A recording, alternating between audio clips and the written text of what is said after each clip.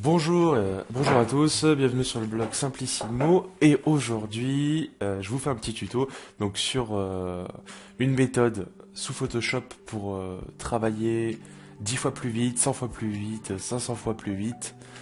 Tout dépend de la quantité de travail que vous avez effectué. C'est une méthode qui fonctionne aussi bien pour les graphistes, les photographes, les web designers. Donc vous allez voir tout ça.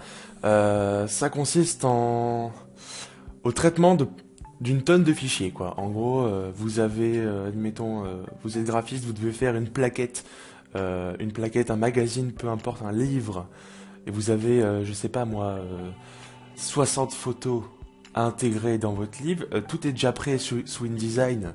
Donc vous avez les dimensions, vous connaissez l'exportation de vos fichiers, quelle est son extension, son mode colorimétrique, tout ça. Donc après ça peut être pour le web, ça peut être pour le print, peu importe. Là on va voir comment tout automatiser, comment faire travailler le logiciel à sa place, ou plutôt son ordinateur, pour être tranquille, quoi. Vous allez vous servir un café et tout va se faire tout seul. Donc je vous montre déjà le résultat que vous allez obtenir. Donc là j'ai pris un exemple sur une dizaine de photos que j'ai ici. Vous allez voir, on va arriver à ça. Tout est avec les titres dans un ordre chronologique. Ici, on va traiter nos photos en niveau de gris, juste à titre d'exemple, et tout va arriver dans un dossier, tout bien rangé, quoi. Voilà. Donc voilà nos photos de base. Alors je vous explique le principe. Je vais ouvrir une de ces photos déjà, juste pour vous expliquer. Alors je vais en faire la copie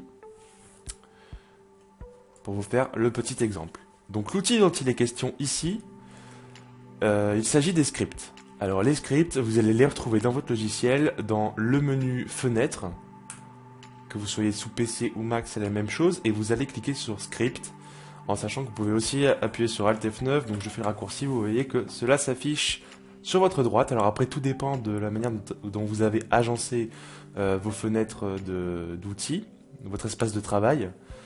Moi je l'ai agencé ainsi, il est réglé par défaut indispensable, c'est un espace de travail qui me correspond assez bien pour ce que je fais, autrement dit du print principalement, de la retouche. Donc la fenêtre de script s'ouvre ici, vous voyez que c'est le petit logo qui est associé aux vidéos, c'est le petit logo comme YouTube, vous ne pouvez pas trop le rater, quoi. Donc vous dépliez la fenêtre qui s'ouvre ici. Vous pouvez, en vous positionnant en bas sur la petite barre crénelée, agrandir ou réduire votre fenêtre de script, en sachant que moi je vous conseille de la mettre à peu près à la moitié de votre espace de travail dans Photoshop, pour être à l'aise pour travailler. Donc on a ouvert notre document, on a ouvert notre fenêtre de script. Comment se présente la fenêtre de script? Alors vous voyez qu'il y a ici des dossiers, c'est des dossiers que j'ai créés, en sachant que éventuellement chez vous, si vous n'en avez jamais fait, et donc c'est le but de cette vidéo, je parle à ceux qui ne connaissent pas cet outil, ou qui du moins ne savent pas bien l'utiliser, parce que beaucoup l'utilisent assez mal. Vous avez le dossier ensemble 1. Moi j'ai créé un deuxième dossier que j'ai appelé technique. Donc pour créer un nouveau dossier, c'est simple, vous avez la petite icône pour créer un nouveau dossier en dessous, on appelle ça créer un ensemble. C'est à peu près les mêmes icônes que dans la fenêtre de calque. Donc vous cliquez sur créer un ensemble, on va l'appeler ici tuto. Voilà, vous appelez ça comme vous voulez. Le but c'est de classer tous ces scripts, quoi. Quand vous avez créé 30, 40 scripts, et ben les classer par catégorie, c'est toujours plus simple. Donc là dans technique, vous voyez que j'ai déjà créé un script qui s'appelle automatisation. J'ai fait mon petit test avant de vous faire le tuto. Donc voilà, avec tout ce que contient le script, je vais vous détailler tout ça. Donc vous avez créé votre dossier, il s'appelle tuto, vous cliquez dessus, et là-dedans, on va créer un nouveau script pour tout automatiser. Donc il faut savoir qu'il faut d'abord effectuer les tâches sur une de vos photos, un des fichiers que vous allez traiter, pour ensuite pouvoir les appliquer à tous. Voilà, donc on va dans le dossier tuto, et là on va cliquer sur l'icône pour créer un nouveau script. On va créer un script, on clique dessus, on va lui attribuer un nom, donc là je vais l'appeler automatisation tuto, on va pas avoir le même nom. L'ensemble, donc on va sélectionner tuto, c'est là où va se ranger le script. touche de fonction. Donc si vous voulez, vous pouvez activer le script avec un macro. Vous attribuez F1, 2, 3 jusqu'à 12. Moi là, je ne vais pas le faire. Vous pouvez très bien le faire après si c'est un script que vous allez utiliser souvent. Donc ça peut arriver. Et ensuite une couleur si vous voulez, pour le repérer plus facilement dans toute votre liste. Donc ici, je ne vais pas le faire. Vous pouvez très bien le faire chez vous. Voilà. Donc là, j'ai créé le script et vous voyez qu'il se lance automatiquement. Il est en mode recording ici. Donc le petit rond rouge.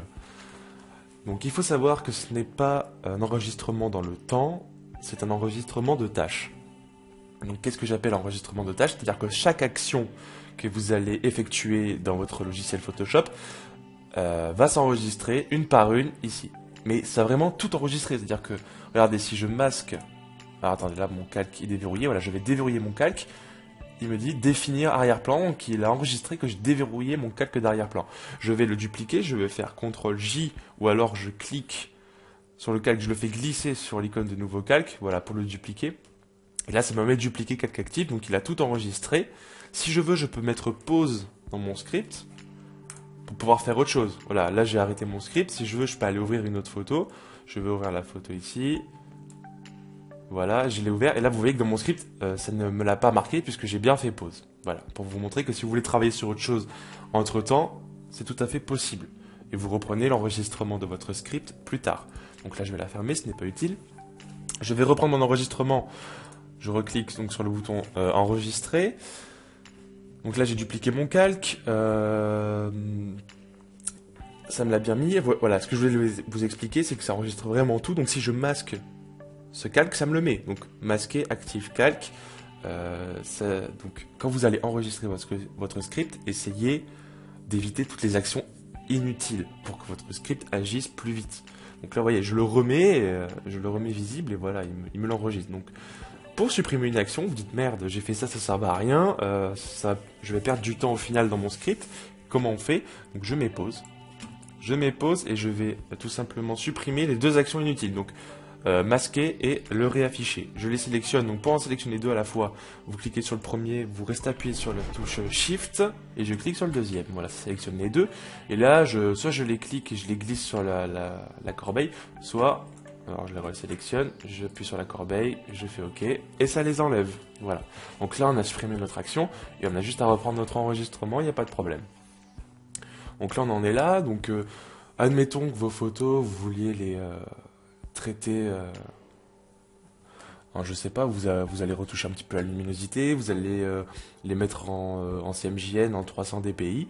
Donc on va faire tout ça. Alors on va appliquer une petite courbe. On va appliquer une petite courbe. Voilà, on va faire une petite courbe très légère. On va pas retoucher des masses, c'est juste à titre d'exemple. Donc là j'ai fait ça, je vais appliquer, voilà, sans prise de tête, un petit filtre refroidissant. On va le mettre à 55% pour donner l'impression qu'on est plutôt le matin plutôt que l'après-midi. Alors vous avez vu sur mon rendu de tout à l'heure que je vous ai présenté que c'était en niveau de gris. Bon là on va pas le faire, peu importe. Une fois que vous avez fait toutes vos modifications, je vous conseille de passer votre mode colorimétrique. Parce que si vous modifiez votre mode colorimétrique avant, vos retouches vont pas être les mêmes, quoi, vont pas rendre pareil. Donc je vous conseille de changer votre mode colorimétrique une fois que vous avez terminé vos modifications de retouches. Donc on va mettre ça en CMJN. Et forcément quand vous changez le mode colorimétrique, ça va supprimer tous les calques de réglage. C'est pas grave. Parce que, alors attendez, j'annule, je vous montre. Vous avez tout enregistré dans votre script. Donc, il n'y a pas de problème. Voilà. Donc là, vous voyez pareil, voilà, j'ai des fonctions qui ne servent à rien. Donc, je vais les supprimer. Voilà. Que j'ai fait tout à l'heure en vérifiant. Donc image mode CMJN, je fusionne, je valide, voilà, ça m'a fusionné, là j'ai ma photo avec ma retouche effectuée. En sachant que là ça me l'a bien mis dans mon script, changer le mode. Ensuite je vais dans image, taille de l'image ou Alt CTRL I. Je vais appliquer donc la résolution de 300 dpi. Alors pour ne pas altérer les dimensions en pixels. Je précise bien en pixels. Alors là, pour le coup, moi je l'avais déjà fait, mais voilà. Normalement, quand vous allez ouvrir la fenêtre, ça va être comme ça. Soit vous allez tout avoir coché, donc mettre les styles à l'échelle, conserver les proportions et rééchantillonnage de cocher.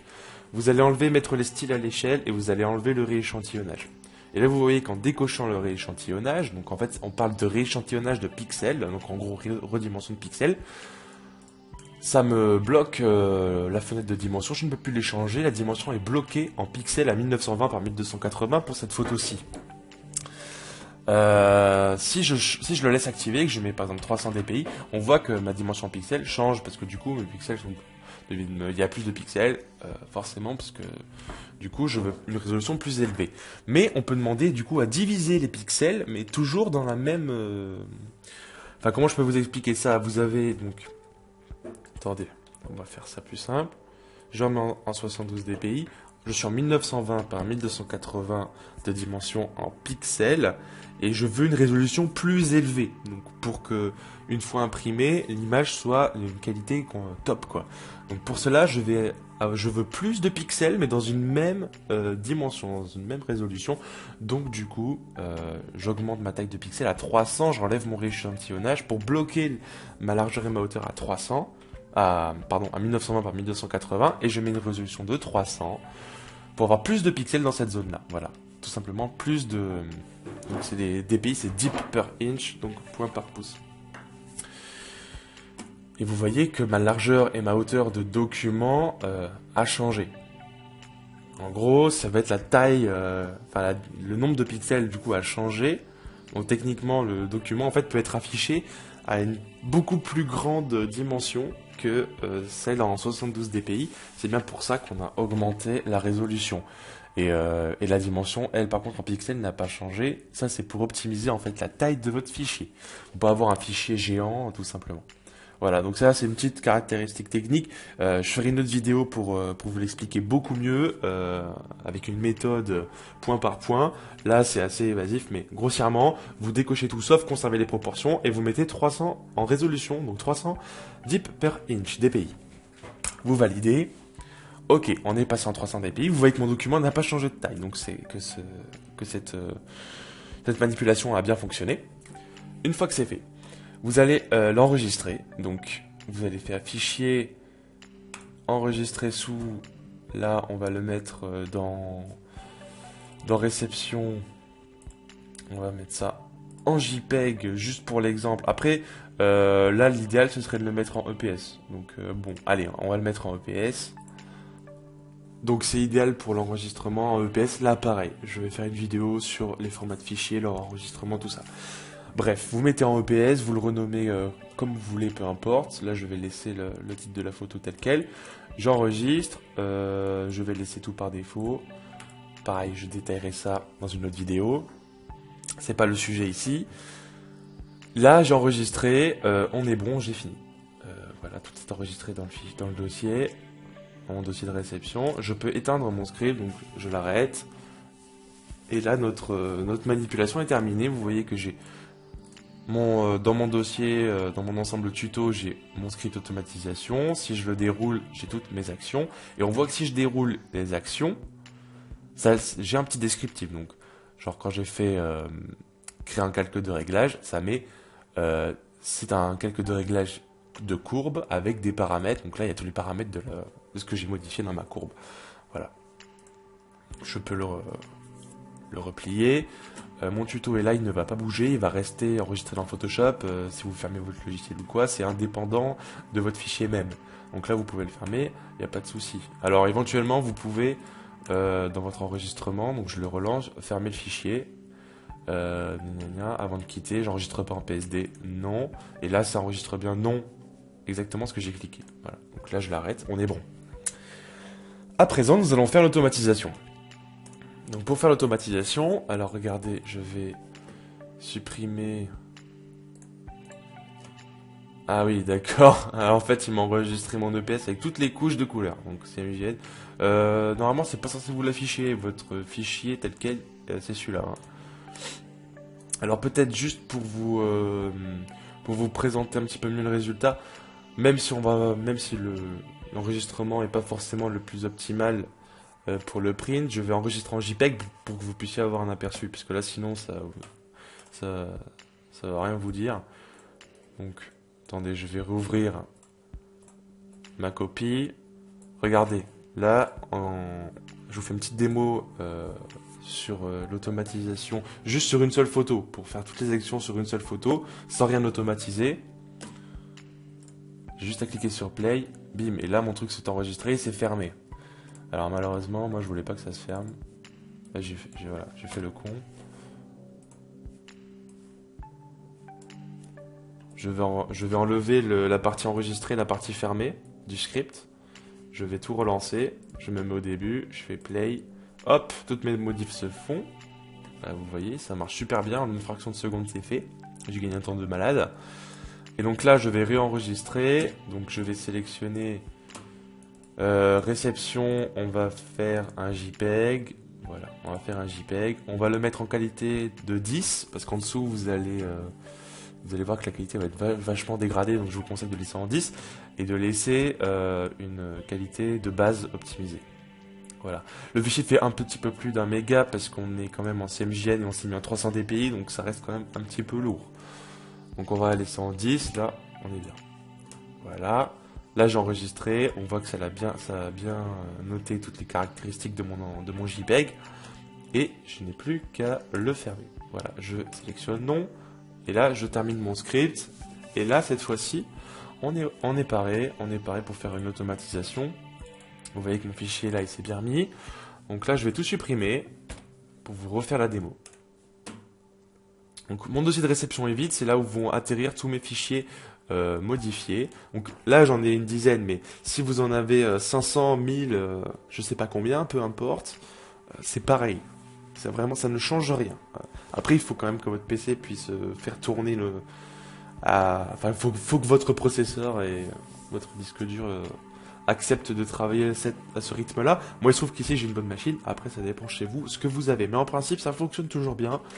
Donc, ne vous en faites pas. Donc, pour tout automatiser, on retourne dans Photoshop. On va aller dans le sous-menu Fichier, Automatisation, Traitement par l'eau. Voilà. Et là, on a une fenêtre qui s'ouvre. Donc, c'est divisé en 4 parties. La première, à la partie exécutée, on va sélectionner pareil comme quand on crée un script, le dossier qui contient notre script. Donc là, c'est tuto. Le script en question, il s'appelle automatisation tuto. Donc on le sélectionne bien. On va sélectionner la source, donc là où on va aller chercher nos images à modifier, donc photo ou peu importe. Je sélectionne, donc c'est mon dossier photo. On vérifie, c'est bien le dossier photo, oui. Je valide. Je vais laisser cocher, donc là ouais, j'avais déjà tout préenregistré. Vous voyez qu'il faut cocher, supprimer les boîtes de dialogue d'options d'ouverture de fichiers et supprimer les avertissements sur les profils colorimétriques. Pourquoi? Parce que sinon ça va vous arrêter, enfin ça va faire une pause dans votre script pour que manuellement vous cliquiez. Donc c'est complètement con, c'est pas ce qu'on veut. Nous on veut que tout se fasse tout seul. Donc vous laissez bien cocher ces deux cases ici. On sélectionne ensuite la destination, donc là où vont atterrir les fichiers qui ont été traités. Donc là ça va être notre dossier de réception. On voit que si réception est bien choisie. Vous laissez cocher priorité sur les instructions de script enregistrées sous pour que ça prenne correctement en compte la fonction enregistrée de notre script qui est ici. Ok. Et donc la dénomination de notre fichier, donc là vous avez le choix. Soit le nom du document tel quel, soit vous le donc en bas de case ou alors en capital. Ou alors voilà, numéro de série à 1, 2, 3, 4 chiffres, ABCD, la date, peu importe. Moi, je sélectionne 3 chiffres. Je trouve que ça... Après, si vous avez 1000 photos, bah là, vous allez mettre plutôt 4 chiffres. Hein. Vous avez de 1000 à 10 000 photos, vous mettez 4 chiffres, ainsi de suite. Donc là, je vais laisser 3 chiffres, j'en ai pas beaucoup. Techniquement, je pourrais juste en mettre un. Je pourrais juste mettre un chiffre. Mais pour la lisibilité, je préfère mettre 3 chiffres. Plus l'extension, donc là, ce sera JPEG, ou alors, vous pouvez choisir aussi d'autres options. Moi, je vous conseille de laisser extension. Le début du numéro de série, donc c'est là où va commencer la numérotation de vos documents. Donc à 1, vous pouvez démarrer à 0 si vous voulez. Si vous avez déjà traité 50 photos auparavant et que vous faites une deuxième partie, et bien là vous allez commencer votre numéro de série à 51. Donc là on commence à 1, vu que j'en ai pas fait avant. Compatibilité de l'automatisation et donc de vos fichiers. Vous pouvez choisir Windows, macOS, Unix, en sachant que ça va vous faire un dossier à chaque fois. Donc là moi je suis sous Windows, je laisse Windows.